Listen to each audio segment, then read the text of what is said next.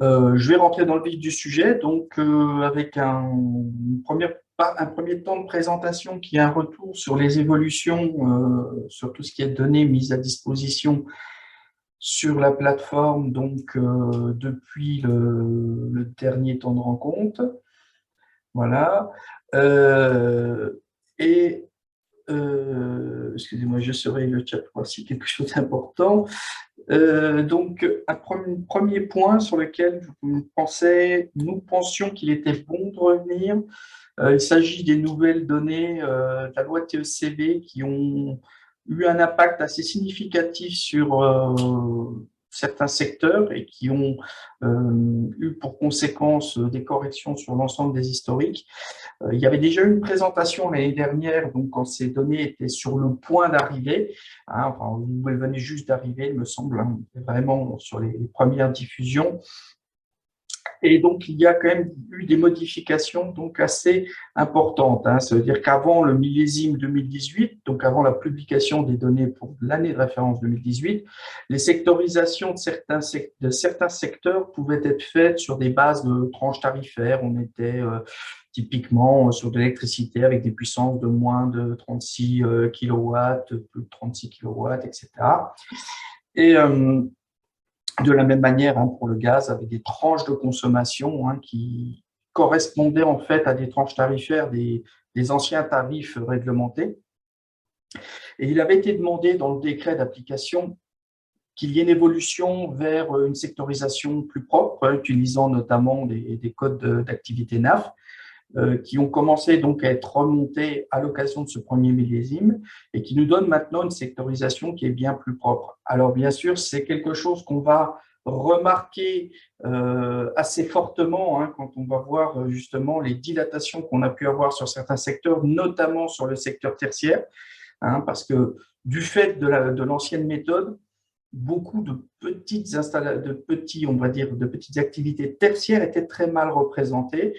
Et quand on est sur, comme dans l'illustration à gauche, sur une ville avec des très gros pôles tertiaires comme Dijon, c'est moins sensible, on va dire, parce que voilà, il y a ces grosses installations qui créent une masse importante.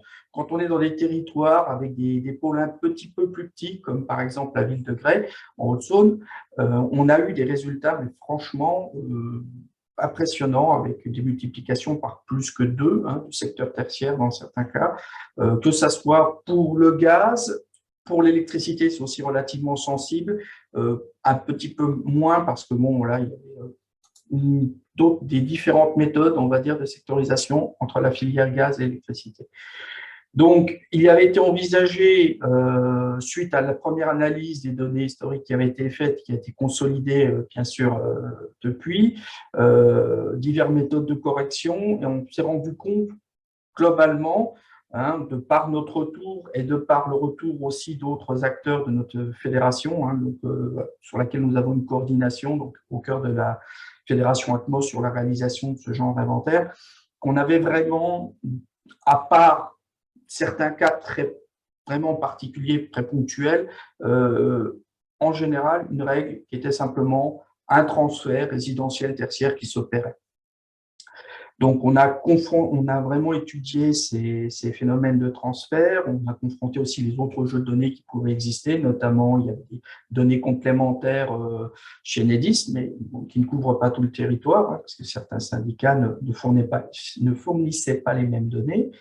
Et donc, suite à ces analyses, on a finalement acté, hein, au niveau local et puis au niveau du groupe de travail de la Fédération Atmo de procéder sur ce type de transfert, de reconstruire des ratios justement pour représenter sur l'historique le secteur, la part du secteur résidentiel sur l'ensemble résidentiel tertiaire, de manière, hein, pour le tertiaire, parce qu'il fallait reconstruire l'historique en ayant bien sûr un nouveau jeu de données plus fin, plus solide, mais aucune mise à jour des historiques car elle n'était pas demandée et techniquement relativement difficile pour les opérateurs de réseau.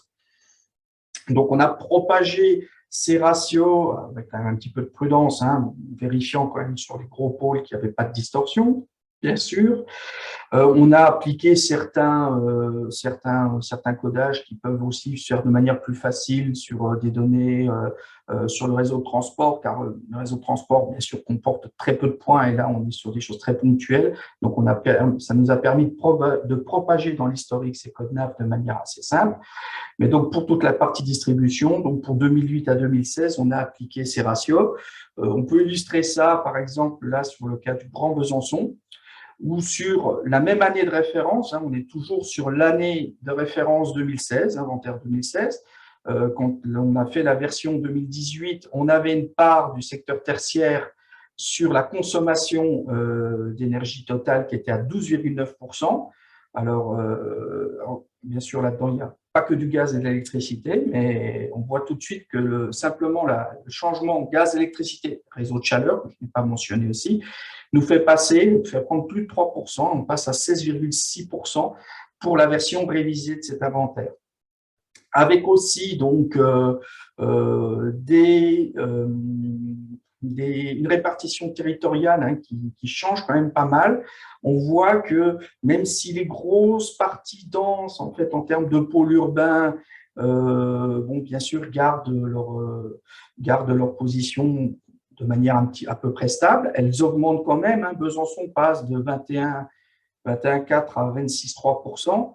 C'est quand même une grosse augmentation. Et on a par contre en périurbain justement des augmentations qui sont quand même assez significatives et des communes sur lesquelles on n'arrivait pas à faire de représentation propre du secteur tertiaire parce qu'il y a eu aussi, avec cette révision de la sectorisation, une révision des seuils de secret, donc ce qui fait qu'aussi on a eu plus de données qui ne sont pas bloquées. Et donc, ça nous a permis quand même de faire cette double amélioration de sectorisation et de représentation spatiale. Je vous propose, si jamais il y a des questions, enfin beaucoup de questions, de les noter dans le chat au fur et à mesure. Je vais avancer un petit peu, on va boucler ce premier temps de présentation sur, on va dire, le bilan, et puis on prendra peut-être un petit temps de questions, ça sera peut-être plus simple comme ça, plutôt qu'attendre la fin. Une deuxième chose qui a été engagée, on va dire, cette année, alors c'est un petit peu dans une problématique plutôt de gestion, assurance qualité dans l'observatoire. Donc, c'est vrai qu'on publie les données, on met à jour des données, on corrige beaucoup de petits problèmes qui peuvent arriver suite à une donnée erronée qui est remontée dans tel ou tel registre. Et actuellement, ce qui se passe, c'est que quand vous consultez les données, vous travaillez sur un plan, un bilan, vous revenez peut-être parfois 1 an, 2 ans plus tard pour une phase de suivi, etc. Vous reprenez les données et puis il y a des choses qui ont bougé. Oui, parce qu'on a, comme là, par exemple, on vient de parler de la mise à jour sur les données loi TECV. C'est vrai que ça chamboule un petit peu les bilans et les exploitations qui ont pu être faites. Et donc là-dessus, c'est vrai qu'on avait, quand on faisait des actions de correction, on avait souvent des questions, oui, mais alors pourquoi, qu'est-ce qui a bougé, quand, etc. Donc, ce qui génère des appels. Alors, on est là pour répondre. Souvent, c'est Benjamin qui est le réceptionnaire, la personne qui réceptionne ces appels. On regarde ce qui a bougé, on essaie d'expliquer pourquoi, qu'est-ce qui a été corrigé ou révisé. Voilà, donc on s'est rendu compte quand même qu'avec le temps et puis le nombre de corrections, même si les choses ont tendance à se stabiliser, on a besoin d'offrir quand même un suivi un petit peu plus simple, un peu plus accessible pour vous et de l'élargir un petit peu de manière à rendre les choses plus traçables. Donc, en fait, on a travaillé sur un registre de suivi qui sera disponible dans le cloud sur Office 365 en tant que document partagé en lecture seule pour vous, qui permettra, dès qu'il y a justement une nouvelle publication de données, que ce soit un nouveau millésime ou la correction d'une donnée dans l'historique, de vous justement donner on va dire, pas une traçabilité, une traçabilité pas forcément 100% exhaustive, parce qu'après, ça serait très, très lourd à mettre en place et puis vous y perdriez, mais qu'il y ait vraiment tous les éléments de cadrage, c'est-à-dire on ne va pas lister tous les installer un par un, tous les indicateurs de consommation quand on intègre un nouveau millésime. On va bien sûr mettre toutes les données consommation, toutes les données, voilà, ça sera Voilà, donc ça demandera quand même un petit peu de recollement, mais ça permettra de retrouver de manière assez rapide les dates de publication et de savoir quand vous avez fait 2 extractions entre 2 périodes, comme toutes les extractions de l'observatoire et toutes les générations sont timestampées, hein, donc il y a à chaque fois la date dessus, ça permettra de recoller, d'être sûr de savoir sur quelle base et quel millésime vous avez travaillé. Donc, de la même manière, comme on met à jour aussi les illustrations qui sont, hein, donc la partie illustration, hein, que ça soit une carte, un graphique, tout ça fait partie de la gestion des illustrations sur la plateforme. On va mettre aussi un suivi de cette partie-là, de la même manière aussi, comme je disais, de la partie fiche territoriale, parce qu'on opère un certain nombre de corrections dessus, on voit parfois un petit bug, quelque chose, et puis c'est vrai qu'il y a un registre sur cette partie développement qui est partagé avec les pilotes et les financeurs, qui nous permet de faire ce bug tracking, mais ensuite, donc bien sûr, le publier, du moins publier une fois que les corrections sont faites de votre côté, vous permettra aussi de vous y retrouver plus facilement. Alors, ça ne sera rien de bien sorcier, mais bon, c'est vrai que ça demande un petit peu de temps et de calage dans nos procédures qualité. Et donc, il y aura un fichier qui aura à peu près cette tête-là, hein, qui justement tracera la date de publication, les mailles concernées avec les codes INSEE communes, les noms de mailles. Alors, ça pourrait être un code INSEE de PCI si on change un EPCI, de département, ça peut être toute la région. Il n'y avait pas rempli là la partie sous-thème, mais on va le rajouter aussi, des indicateurs qui ont été retouchés. Alors là, bien sûr, ça correspondait disons, au traçage qu'on a mis en place en interne quand on a commencé à publier le millésime 2019 et les mises à jour sur l'historique pour les données ENR dont on avait repris la production l'année dernière. Donc, c'est vrai que c'est à ce moment-là qu'on l'a mis en place et donc ça permet quand même d'expliquer quand même pas mal de choses qui bougent. Et vraiment, le but est de vous faciliter la vie, hein, quand vous revenez après avoir fait votre diagnostic. Vous revenez 2 ans plus tard ou 1 an plus tard pour faire le suivi et que vous ne soyez pas trop perdu quand justement il y a ces nouvelles publications. Est-ce que sur ce premier temps, il y avait des questions particulières? Alors, c'est vrai que quand on partage son écran, ce n'est pas très pratique pour afficher le chat. Désolé. Oups. Voilà, alors j'essaie, je vais le remettre là, mais je ne vois pas de questions qui aient été posées. Donc, s'il n'y a pas de questions pour le moment, je propose que l'on continue tranquillement la présentation.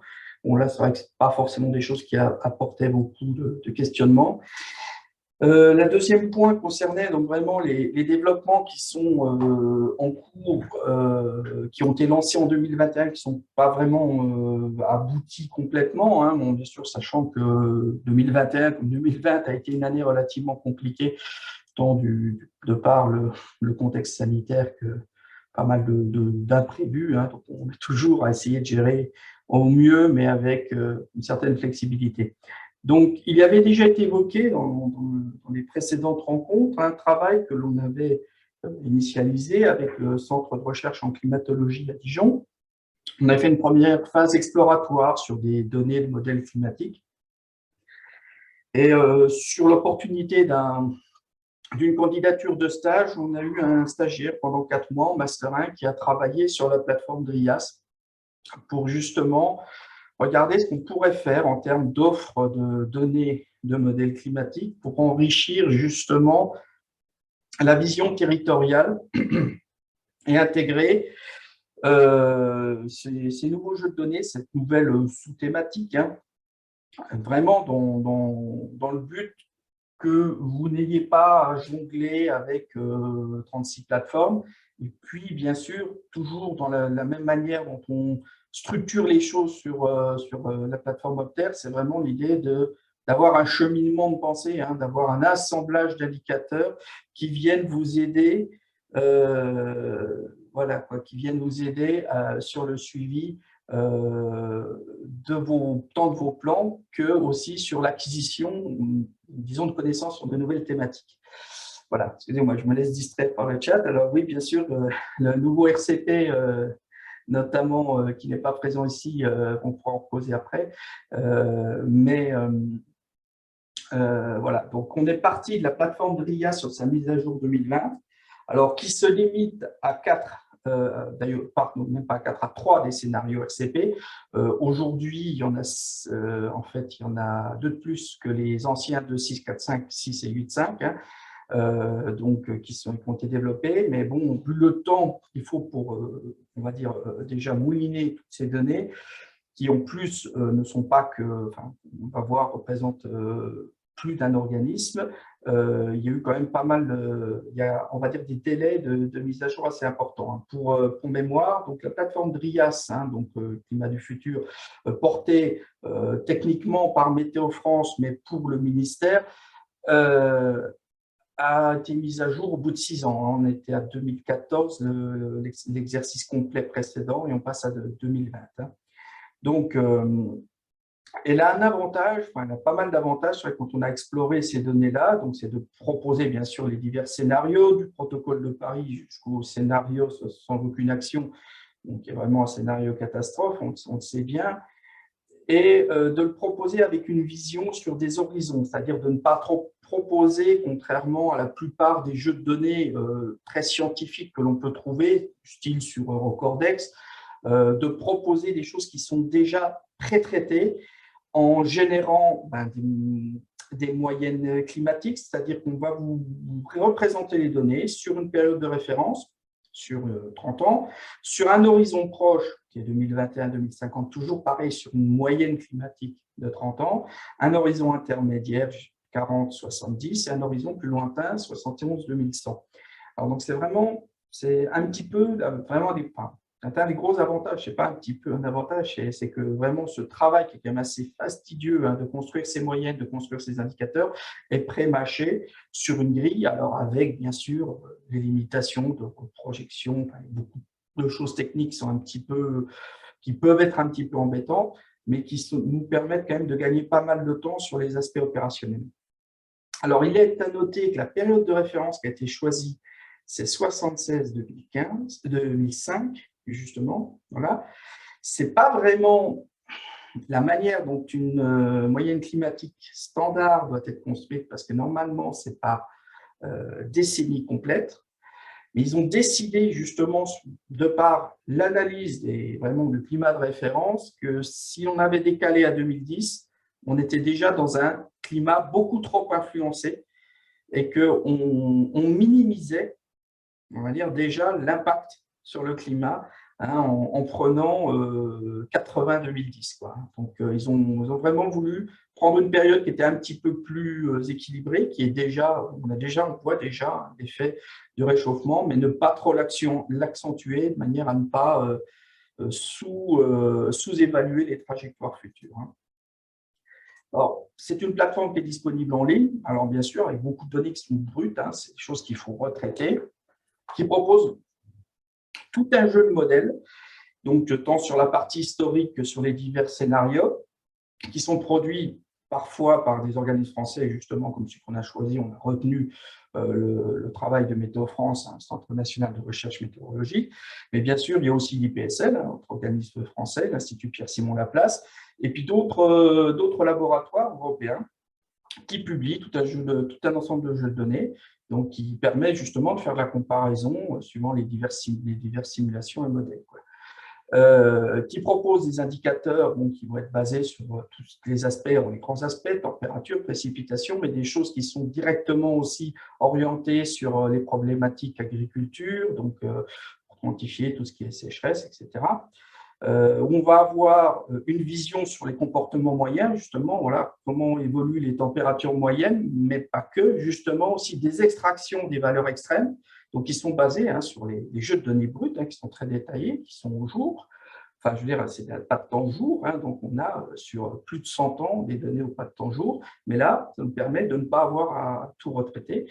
Et puis, bien sûr, avec à chaque fois, quand on parle d'une problématique, on va avoir des données, quand on veut s'occuper de la rigueur climatique, directement exprimées en DJU, directement des décomptes de jours de sécheresse. Donc vraiment, le travail est quand même déjà bien pré-mâché et donne quand même nous a fait gagner quand même un temps très significatif. De toute façon, on n'aurait pas pu, si on était parti de données brutes, comme je disais par exemple les données du CRC ou les données d'un autre organisme, on n'aurait pas pu se permettre de faire ce traitement. Alors, On a retenu Météo France, hein, bon, suite à une analyse, une concertation. On a échangé quand même avec le tuteur de stage, aussi un petit peu des gens du milieu, parce que c'est vrai que c'est aussi une référence française quand même assez incontournable. Et c'est vrai que si on doit mettre un premier jeu de données, il faut quand même, on ne peut pas l'écarter, je dirais d'office presque. Mais aussi, c'est vraiment un des jeux qui se comporte, on va dire, vraiment le mieux, hein. Alors, à droite, vous avez deux illustrations, une qui vient du site de Drias et une autre d'un papier, j'ai oublié de mettre la référence, sur une méta-analyse de ces modèles. On est vraiment dans des comportements un petit peu médians, hein, donc il est pas trop dans les extrêmes et il a donc vraiment, on appelle vraiment, il est assez central. On va le retrouver justement dans les zones qui sont cerclées, hein, qui représentent un petit peu cette médiane. Et il a aussi, bien sûr, un calage qui est très français de par la nature de l'organisme, mais ce qui ne va pas forcément être le cas quand un institut allemand ou un institut suédois, disons, travaille sur la même expérience de comparaison sur Drias, mais n'a pas forcément aussi la même finesse de calage pour la France, hein. Bien sûr, il y avait aussi une remontée des utilisateurs là-dessus, hein. Il y avait la question, quand on avait commencé à travailler avec le CRC, de travailler avec un autre jeu de données. Et puis, c'est vrai qu'on nous avait demandé d'avoir quand même la référence Météo France. Donc, on s'était un peu engagé sur cette voie-là.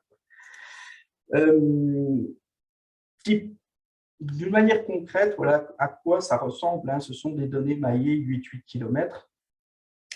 Alors qu'ils sont sur une grille, hein, donnée, qui est la grille, la grille Safran, hein, qui est une grille assez classique dans l'usage chez Météo France.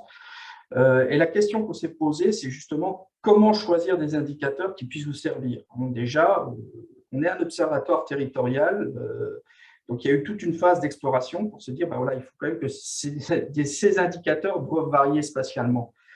Sinon, l'information territoriale, enfin, je veux dire, on fait une synthèse et puis on met une valeur pour la région. Et puis voilà, c'est pas la peine de chercher à vouloir intégrer des données dans une plateforme territoriale, cartographique, dynamique, si on n'a pas de variation. Donc en fait, on a donc eu un grand axe là-dessus de travail. Là, on est sur un exemple sur les jours de forte chaleur, hein, qui peut varier. Alors, on est dans le scénario extrême, dans le 8.5, hein, de 0 à 15 jours, hein, sur cet horizon-là.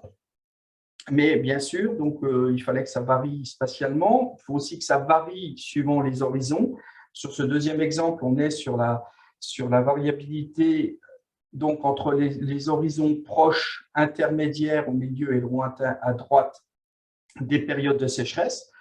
Pour voir justement si les territoires sont exposés de la même manière. Et on voit qu'on a justement, hein, des choses qui peuvent être plus intenses dans certaines phases, mais beaucoup plus généralisées à long terme.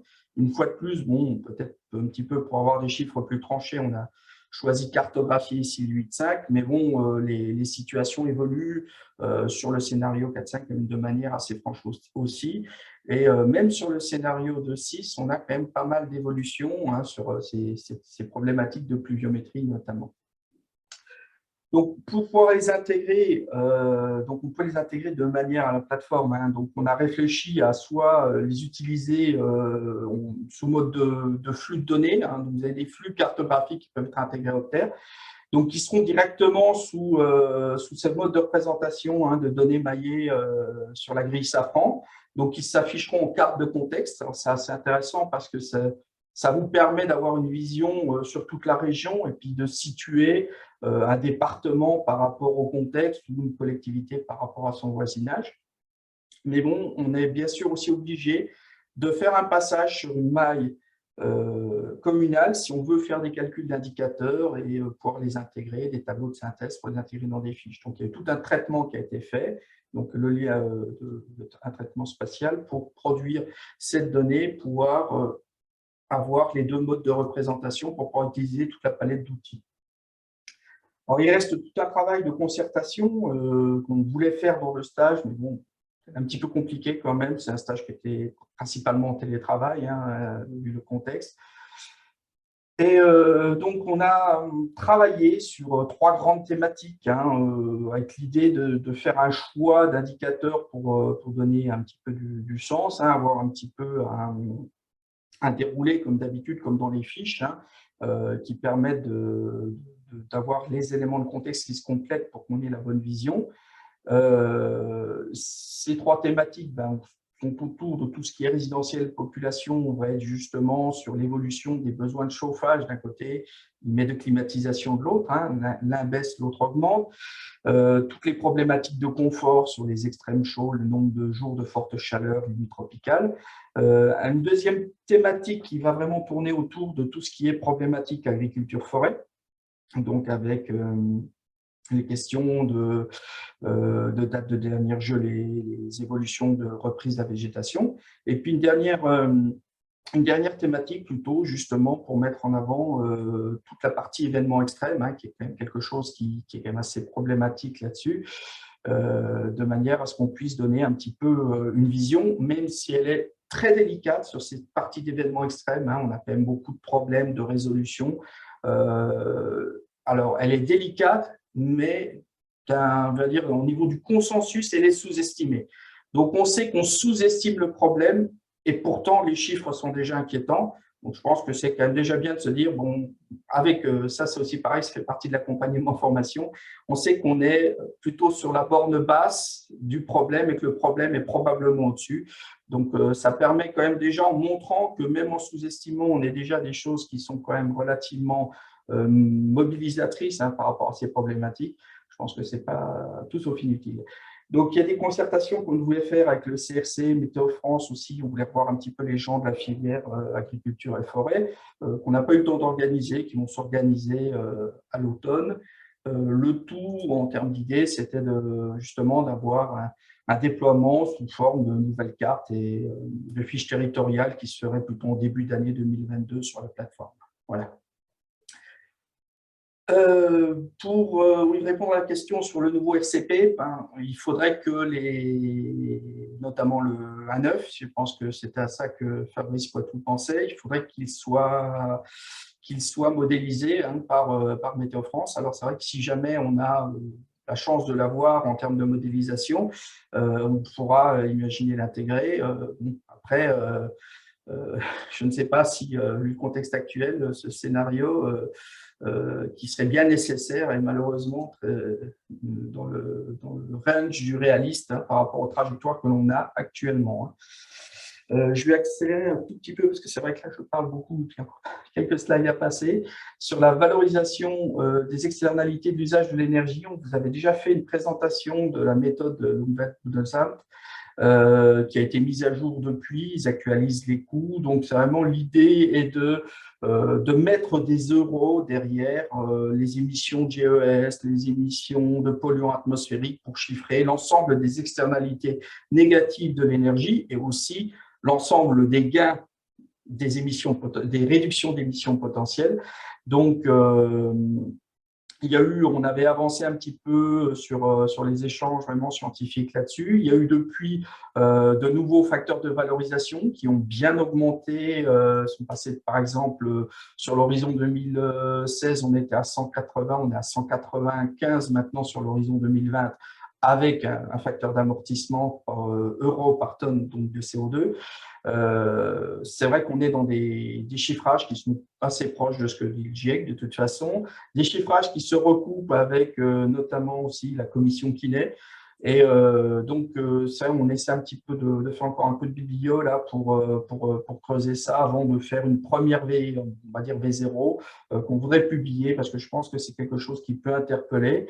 Les Allemands ont développé aussi de nouvelles approches dans leur méthodologie qui nous semblent assez intéressantes. Notamment, ils ont intégré directement des matrices de conversion d'occupation des sols avec les valorisations d'externalités négatives, des artificialisations et positives, justement, des désartificialisations et reforestations.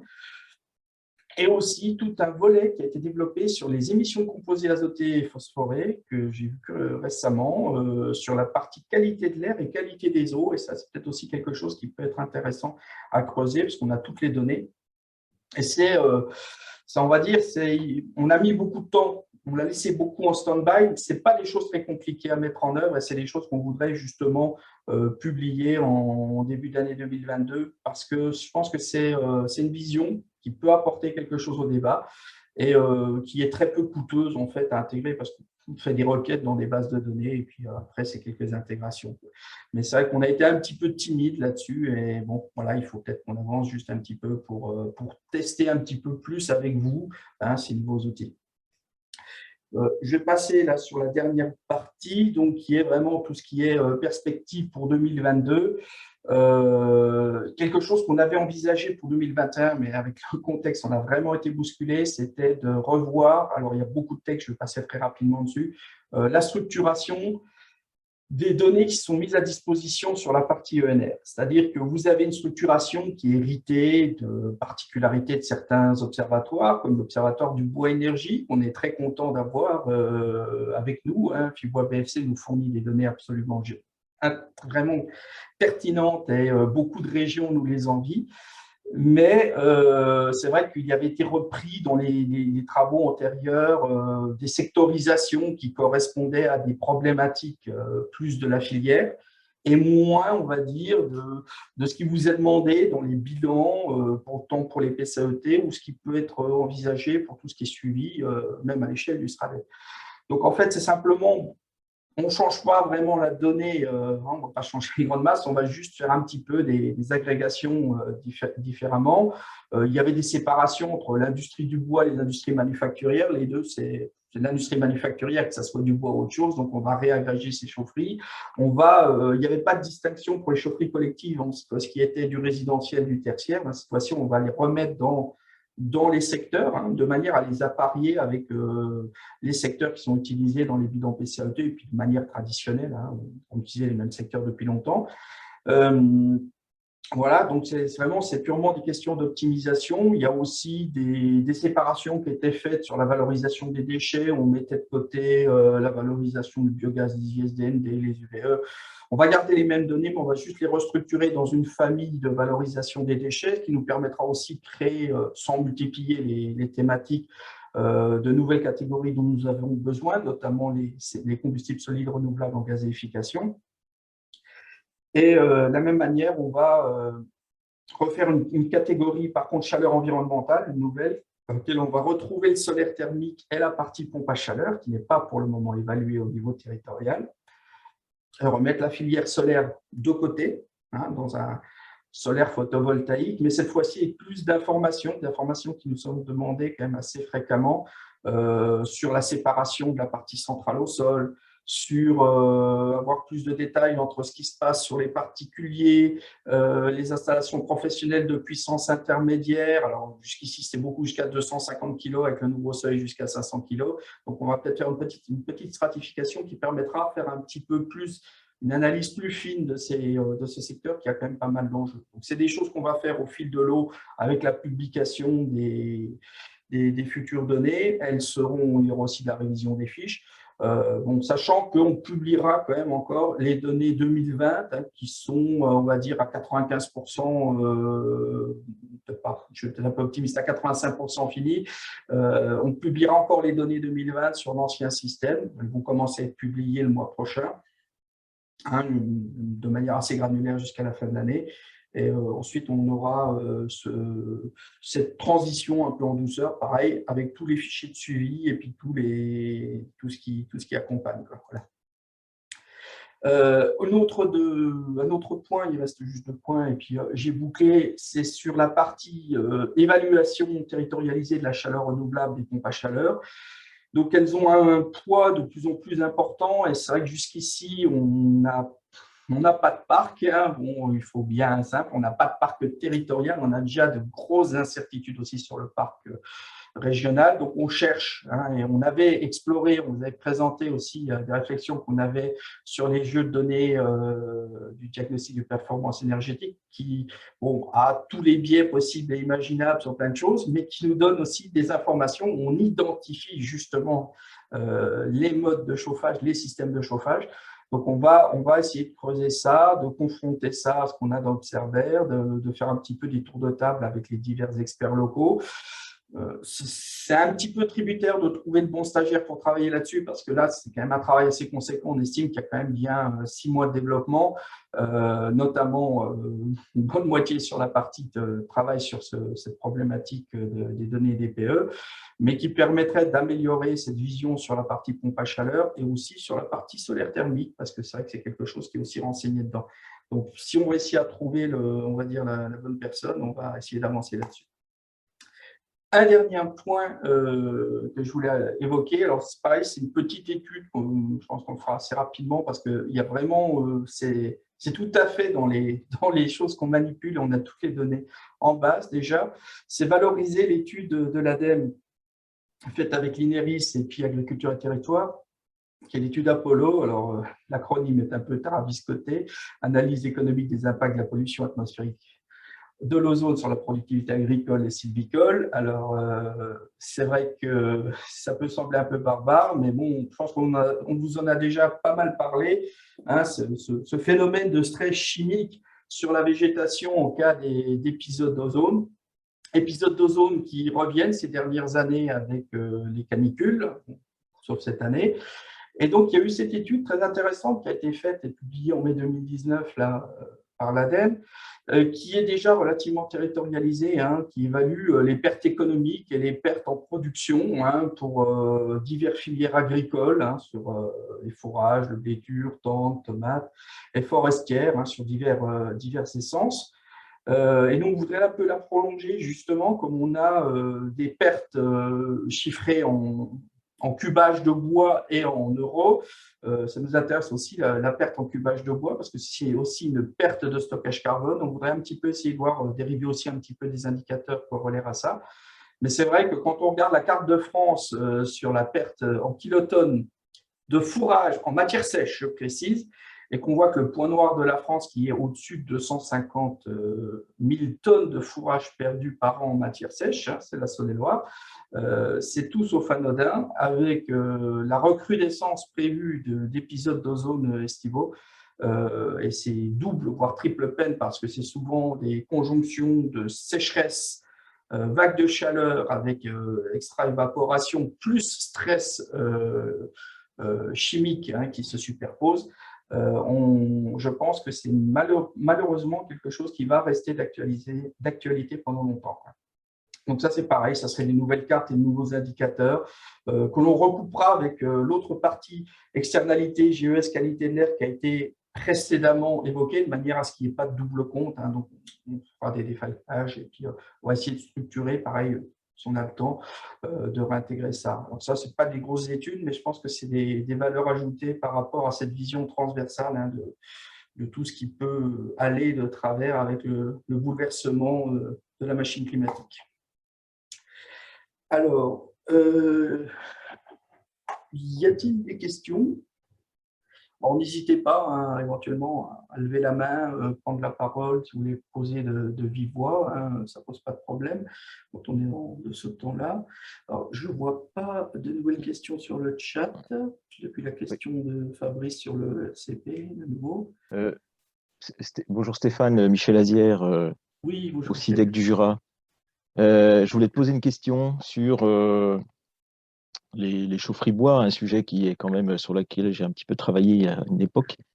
Comment vous allez pouvoir faire la différenciation entre des chaufferies qui alimentent en même temps du logement, par exemple, et des locaux tertiaires. Donc, je pense notamment à toutes les petites chaufferies qu'on va retrouver en milieu plus ou moins rural, avec ou sans réseau de chaleur.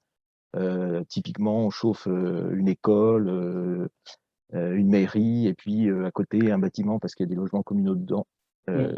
Moi, je sais que j'ai jamais réussi à résoudre cette question lorsque je m'occupais du fichier donc des chaufferies bois en Bourgogne auparavant. Alors, quand je t'ai vu sur la liste des invités, je me suis dit, il va me poser cette question-là. Je sais bien qu'on va avoir le problème. Ouais. Alors, on va se mettre des règles. On va se mettre des règles en fonction de l'intensité de production. On va soit les attribuer au premier sous-secteur. Hein, on n'aura pas quelque chose qui sera tip-top propre, on le sait. Mais c'est vrai que on va regarder, je pense, là on n'a pas encore creusé la chose, vraiment en détail. On vient de recevoir le fichier 2020 et suite aux mobilités qu'il y a chez Fibois, on était vraiment plutôt dans la phase validation en toute urgence, de manière à poser les questions sur le 2020 pour pouvoir boucler l'étude.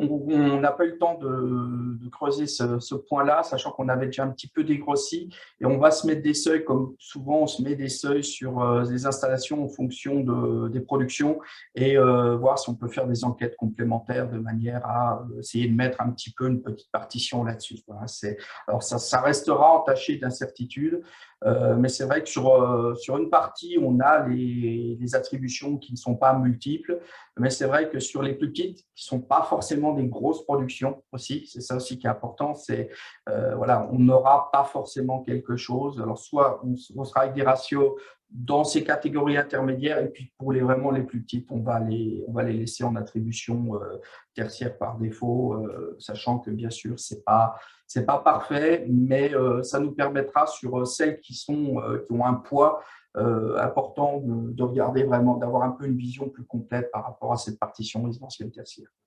Voilà. Et je suis d'accord que c'est pas satisfaisant dans l'absolu. Après, une fois de plus, hein, comme je dis, il faudra qu'on mette le curseur de l'effort par rapport à l'apport que cela représente pour les collectivités.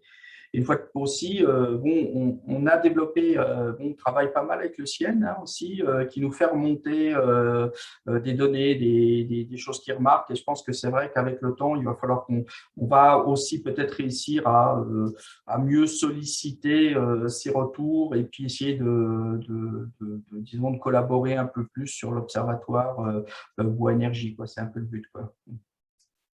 Ok, merci.